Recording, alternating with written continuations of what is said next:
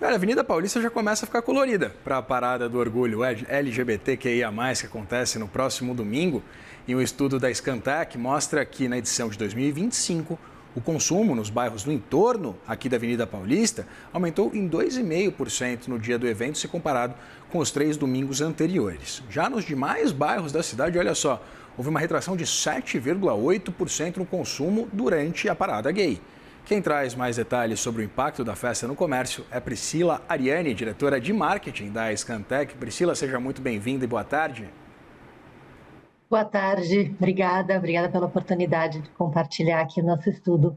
Obrigado você, Priscila. Um estudo bastante relevante. Eu queria começar entendendo não o aspecto positivo, mas exatamente essa queda de 7,8% no consumo nas demais regiões da cidade. O que explica isso? É uma concentração muito significativa de gente aqui na Avenida Paulista? Não necessariamente. A gente tem tanto uma questão de sazonalidade, porque o consumo, quando a gente fala sazonalidade, é um efeito calendário. O consumo ele é muito concentrado nos primeiros domingos, primeira semana do mês. E aí, como a gente está comparando contra os 3 finais de semana anteriores, você já tem um decréscimo natural, né? Um primeiro final de semana do mês, onde as pessoas acabaram de receber os seus salários, as pessoas estão fazendo os abastecimentos do lar, e aí você está comparando contra uma outra periodicidade. Então, a gente usa ele como uma referência, e aí, então, acho que a informação mais relevante, até mais do que o 2,5, é esse 10 pontos percentuais de gap, né? Então, comparar um contra o outro. Mas não quer dizer que os bairros mais centrais, onde acontece a parada, estariam absorvendo o consumo das regiões mais afastadas do evento, né? Não é isso. Não, perfeito. Priscila, tem alguns dados que te chamam bastante atenção aqui, principalmente esse incremento de 286% no que vocês chamam de mistura alcoólica. Eu queria entender exatamente o que seria mistura alcoólica, esse compilado de cerveja, de vodka, outros... Não, mistura alcoólica é uma categoria específica que a gente chama dentro das bebidas alcoólicas, que é aquele drink que já vem pronto, né? Então, normalmente você compra, por exemplo, o gin e a água tônica separada, né? Então, você vai ter algumas marcas, alguns produtos que já vão trazer esse gin com a tônica. Isso é um exemplo de uma receita de drink, mas você pode ter diversos. Você pode ter rum com refrigerante de cola. Então, diversos drinks que acabam sendo preparados por um bartender, por exemplo, já podem vir prontos de uma latinha, numa garrafinha long neck, e aí são essas misturas prontas que a gente chama de misturas alcoólicas, porque é basicamente o drink que já vem pronto para o consumo. Cerveja e é uma categoria que a gente... Por favor, perdão. Não, é uma categoria que ela realmente cresce muito, e ela cresce muito dentro desses momentos de encontro, especialmente na rua, no carnaval. Ela é a vedete do carnaval, essa categoria, uma categoria que vem se destacando muito dentro das categorias de bebidas alcoólicas por unir tanto uma bebida diferente, né, porque por se tratar de um drink, a praticidade, porque ele já vem pronto, porque ele já vem on the go, uma bebida que vem sendo muito consumida nessas festividades diurnas, né? Então, realmente é uma categoria que já vem se destacando e que mostrou aí a aderência ao público da parada LGBT+, né?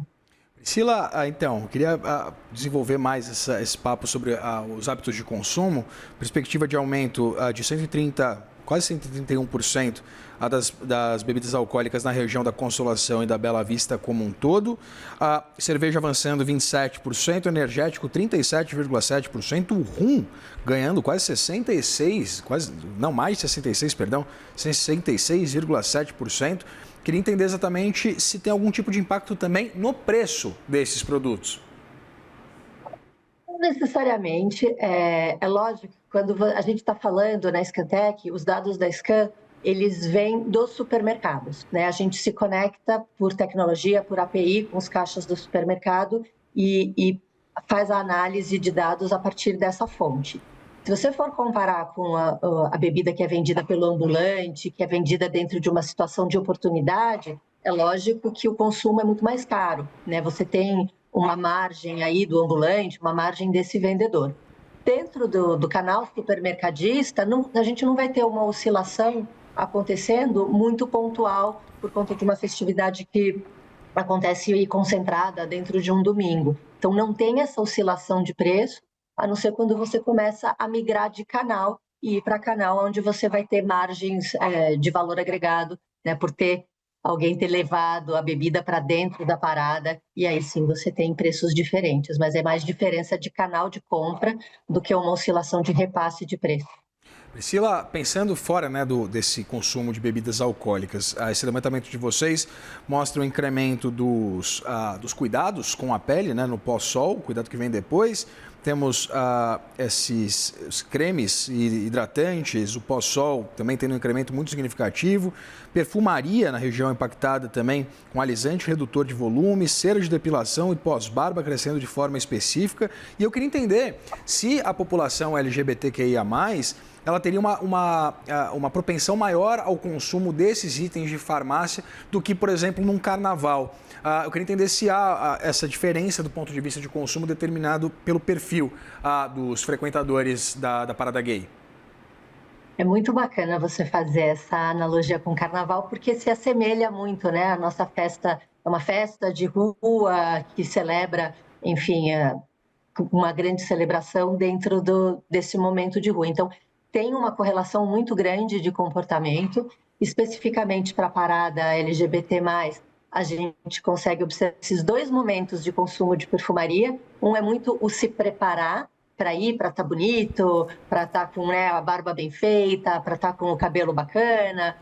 Então, é esse lado, né, tá depilada, enfim. E é o outro que a gente viu que faltou protetor solar na cesta do preparo, né? Então, você vê que tem creme de assadura, que tem pós-sol, que realmente teve um cuidado com o estar bonito, estar de uma bandeira bacana, mas não teve também o cuidado da precaução, porque é uma festividade que você vai estar ali exposto ao sol, enfim, e vai estar caminhando, dançando por muito tempo, que pode acabar provocando uma assadura.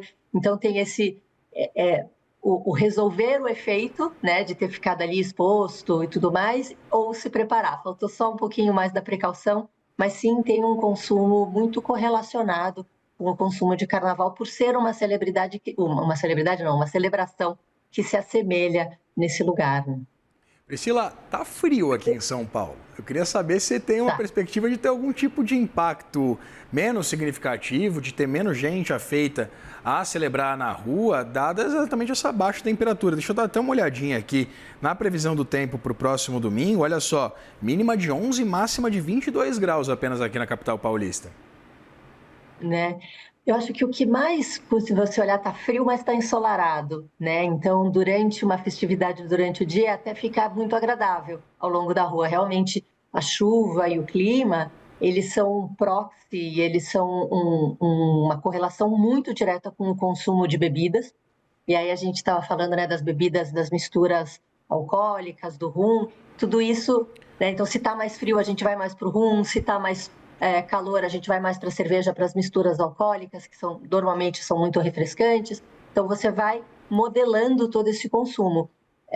O ano passado também foi um ano que se consolidou como um ano mais frio como um todo. A gente viu, né, bebidas sofreu muito no ano passado por conta da temperatura. Então, se mantiver esse dia agradável, que começa muito frio, mas também com uma mínima de 11, bem de manhãzinha, ao longo da tarde, vai esquentando e fica muito agradável na rua. Então, eu acho que, e daí já é um pouco do nosso achismo, eu acho que as pessoas têm um valor muito grande dentro da parada, né? Se identificam, estão felizes de estar lá e vão continuar mantendo a sua frequência dentro de, né, se for um dia que nem hoje que a gente está vendo, que está super ensolarado. Certo, conversei com Priscila Ariane, diretora de marketing da Scantec. Priscila, muito obrigado pela disponibilidade de conversar com a gente aqui no Money. Eu que agradeço e desejo uma boa parada para todo mundo que for. É isso, boa parada a todos. Até mais, muito obrigado.